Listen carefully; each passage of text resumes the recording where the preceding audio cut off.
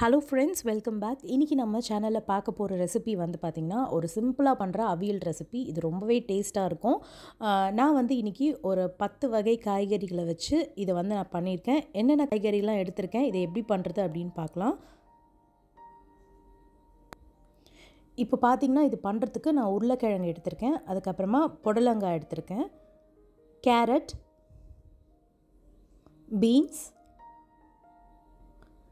இது வந்து வெள்ளரிக்காய், பெரிய சைஸ் வெள்ளரிக்காய் இது.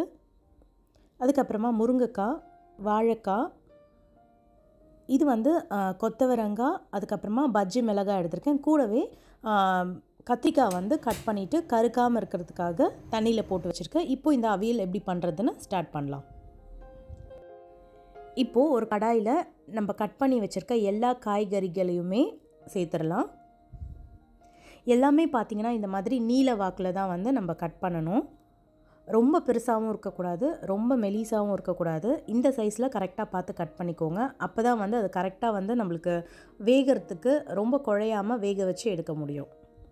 இப்போது எல்லா காய்கறிகளையுமே சேர்த்தாச்சு. இதில் வந்து 1 டேபிள் ஸ்பூன் அளவுக்கு நான் வந்து தேங்காய் எண்ணெய் சேர்த்துக்கிறேன்.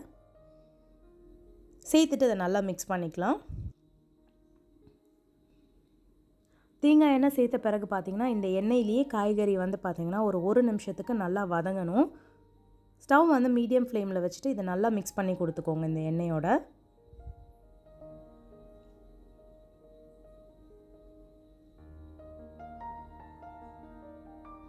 இப்போ நல்லா மிக்ஸ் பண்ணி கொடுத்த பிறகு இதில் தேவையான அளவு உப்பு சேர்த்துக்கலாம். கிட்டத்தட்ட பார்த்திங்கன்னா நான் எடுத்திருக்க காய்கறிகளோட அளவு வந்து 1 கிலோ அளவுக்கு வந்துடும். அதுக்கேற்ற மாதிரியான உப்பு எண்ணெய் தான் நான் சேர்க்குறேன். நீங்கள் எடுக்கிறதுக்கு ஏற்ற மாதிரி அளவு வந்து நீங்கள் மெஷர் பண்ணி சேர்த்துக்கோங்க. இப்போது இதை நல்லா மிக்ஸ் பண்ணி கொடுத்தாச்சு உப்பு சேர்த்துட்டு. அப்படியே இதில் ஒரு 1/2 கப் அளவுக்கு தண்ணி சேர்த்துக்கிறேன். தண்ணி அதிகமாக சேர்க்கக்கூடாது, ஏன்னா வந்து நம்ம சேர்த்துருக்க சில காய்கறிகள்லேருந்தே தண்ணி வந்து வெளியே வரும் அது வந்து குக் ஆகும்போது. ஸோ 1/2 கப் மட்டும் சேர்த்துட்டு இதை நல்லா கலந்து விட்டுட்டு நம்ம இதை இப்போ க்ளோஸ் பண்ணி வச்சிடலாம். ஒரு 8 நிமிஷத்துக்கு இது லோ ஃப்ளேமில் அப்படியே வேகட்டும்.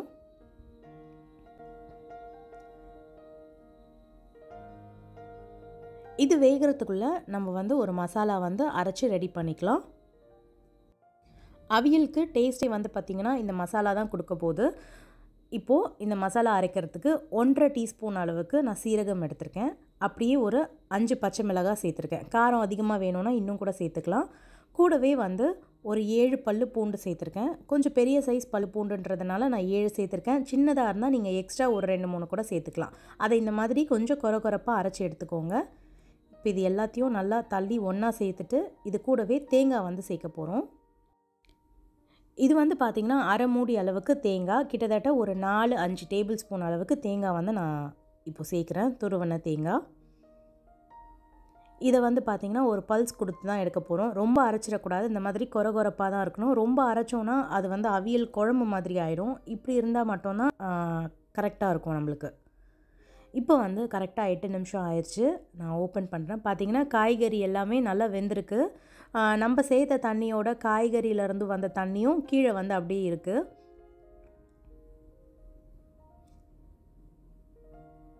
இது வந்து ரொம்ப குக் ஆகிராமல் இந்த அளவுக்கு மட்டும் கரெக்டாக பார்த்து நம்ம இந்த மசாலா வந்து சேர்க்கணும். இப்போ இந்த மசாலாவை சேர்த்துடலாம். நம்ம அரைச்சி வச்சுருக்க மசாலாவை சேர்த்துட்டு லேசாக இந்த மாதிரி கலந்துட்டு இதில் வந்து பார்த்திங்கன்னா ஒரு 1/4 கப் அளவுக்கு புளி தண்ணி, நல்லா திக்காக கரைச்ச புளி தண்ணி 1/4 கப் அளவுக்கு சேர்த்துருக்கேன். சேர்த்துட்டு இதை கலந்து விட்டுக்கலாம். காய்கறி உடையாமல் மெதுவாக அந்த மாதிரி மிக்ஸ் பண்ணி கொடுத்துட்டு திரும்பவும் இதை க்ளோஸ் பண்ணி ஒரு 3 நிமிஷத்துக்கு மீடியம் ஃப்ளேமில் குக் பண்ண போகிறோம். கீழே இருந்த அந்த தண்ணி எல்லாமே நல்லா வந்து ட்ரை ஆகணும். அதுக்காக க்ளோஸ் பண்ணி வச்சிடலாம்.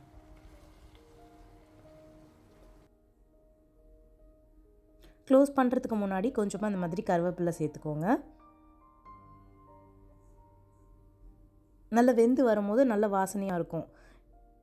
இப்போது 3 நிமிஷம் ஆயிடுச்சு. ஓப்பன் பண்ணலாம். பார்த்திங்கன்னா நம்ம சேர்த்த அந்த மசாலா இருக்கு இல்லையா, அதுலேருந்து அந்த பூண்டு ஸ்மெல் எல்லாமே வந்து நல்லா குக் ஆயிடுச்சு. பச்சை ஸ்மெல் எதுவுமே இல்லை. அவியலோட ஸ்மெல் ரொம்ப நல்லா வந்துட்டுருக்கு. இப்போது இதை நல்லா இந்த மாதிரி கலந்து விட்டுட்டு ஸ்டவ் ஆஃப் பண்ணிவிட்டு கொஞ்ச நேரத்துக்கு க்ளோஸ் பண்ணி வச்சிடலாம். ஒரு 10 நிமிஷம் கழித்து இதில் வந்து நம்ம நல்லா திக்கான கட்டியான புளிக்காத தயிராக இதில் வந்து சேர்த்துக்கலாம். ஒரு 10 நிமிஷம் கழிச்சுட்டு அதுக்கப்புறமா சேருங்க. ரொம்ப சூடோடு சேர்க்காமல் கொஞ்சம் ஆறின பிறகு இந்த மாதிரி சேர்த்து இதை க்ளோஸ் பண்ணி வச்சுட்டு நம்ம எப்போ சர்வ் பண்ணுறோமோ அந்த நேரத்தில் இதை இந்த மாதிரி கலந்து விட்டுட்டு நீங்கள் எடுத்து சர்வ் பண்ணிங்க அப்படின்னா ரொம்பவே நல்லாயிருக்கும். இது வந்து காரக்குழம்பு, சாம்பார், அதுக்கப்புறமா மீன் குழம்பு இந்த மாதிரி எல்லாத்துக்குமே ரொம்ப நல்லாயிருக்கும். சும்மாவே சாப்பிட்றதுக்கும் ரொம்ப டேஸ்ட்டாக இருக்கும். கண்டிப்பாக ட்ரை பண்ணி பாருங்கள். ரொம்ப ஈஸியான ஒரு ரெசிபி இது.